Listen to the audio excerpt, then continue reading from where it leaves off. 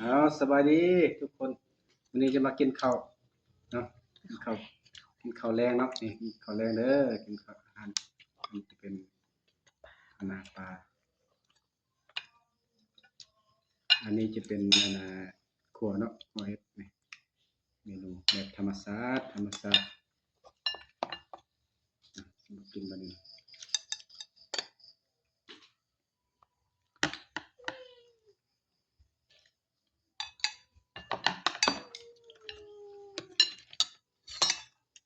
ขัวเฮ็ด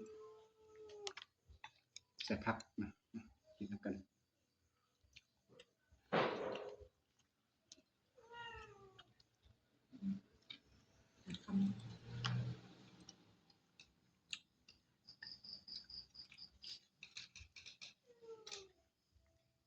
อืม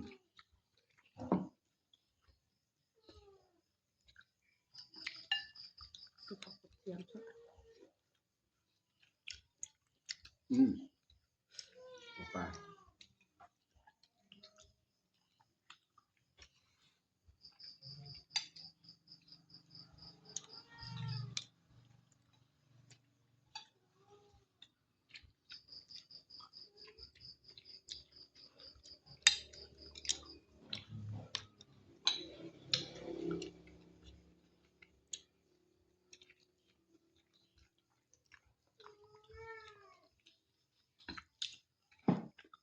อ๋อกินนำกันนะ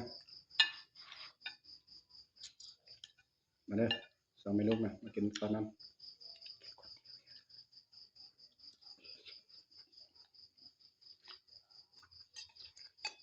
อืม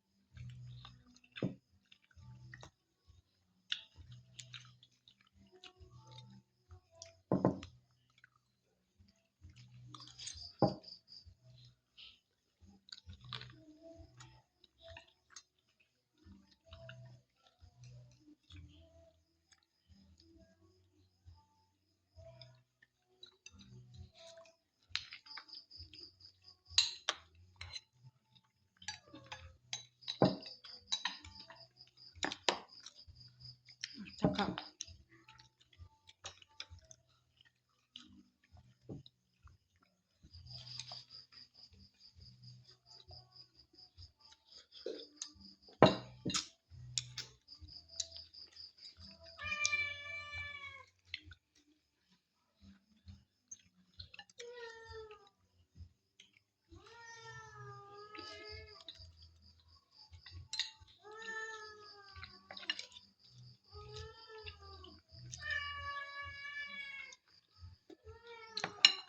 แซ่บตัวปลาแซ่บ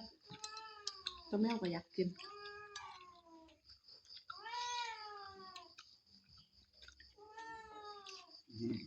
มาก่อน